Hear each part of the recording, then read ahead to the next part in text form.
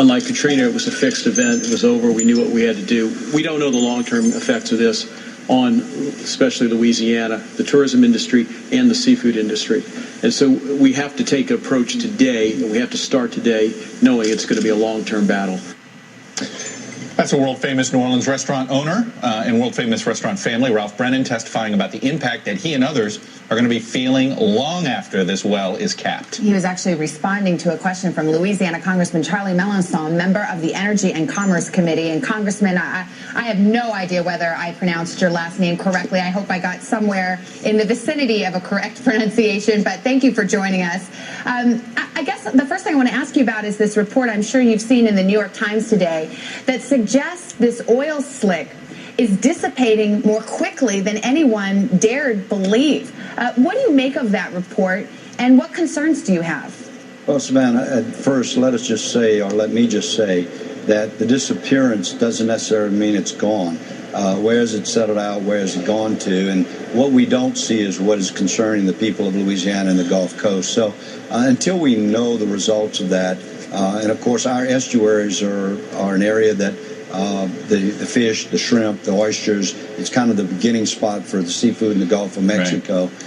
And so our concern is that is safe.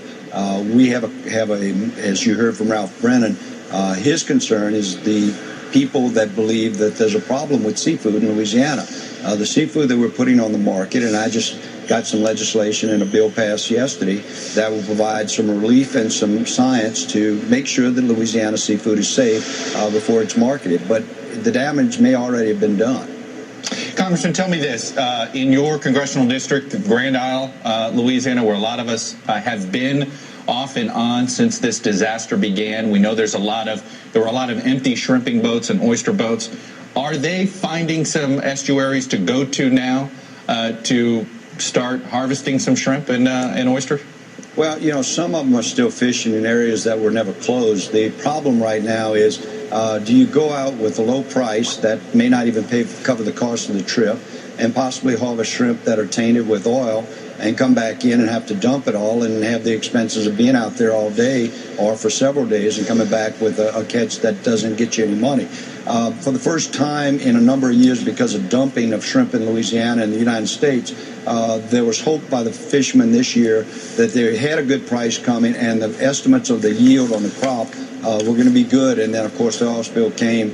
That's all shot. Right. And do you go out and gamble? And they're in a fragile position right now.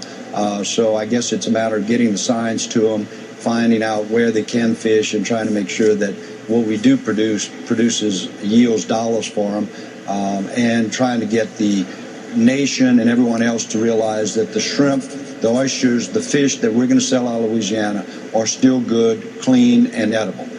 And Congressman, real quickly, I mean, how concerned are you that as the oil does dissipate, now that the leak has been stopped, essentially, it's being cleaned up? I mean, the cleanup efforts have employed a lot of folks in the Gulf who otherwise would be perhaps employed on oil rigs. Are you concerned that this employment picture is actually going to become even more bleak because of the president's continuing moratorium on deep water oil drilling? Yeah, there's several problems. One is what we don't see is what worries us, and that's why the fishermen are having problems with getting back out to start fishing. The second thing is the monies that they earn for the short term, and I understand 300 boats out of Lafitte, they're down to 40 right now, so that's coming to an end very quickly as the oil dissipates. At the same time, Northrop Grumman announced that they're going to shut down Avondale right out of in New Orleans on the West Bank, and that's about 5,000 jobs as Michoud declines because of the fact that the space program is winding down. Those things, coupled with the moratorium and the oil spill, it's got the potential to be devastating economically to our region. And very quickly, is it your hope that because the oil there's this report that the oil is disappearing faster than folks thought, that maybe the president will reconsider this moratorium sooner rather than later? Well, I've been imploring of the White House and Secretary Salazar from the beginning that they didn't need a shutdown moratorium. They keep calling it a pause. But anytime you're going to not set out exactly how you're going to do the inspections, exactly how you're going to get the process done, when a company gets an offer to get good money for a rig somewhere, they're going. And of course, part of the problem is in that the Department of Interior has indicated they're doing permitting, but they used to do about 14 permits a month. They have only done 2 permits in the last 3 months, and that's not going to get it, and that's in the shallow water where it's been safer and the record's been good. All right, Congressman Charlie Melanson from Capitol Hill for us today, and from down there in Louisiana, Congressman down there, thanks for your time and your views this morning. Thank you.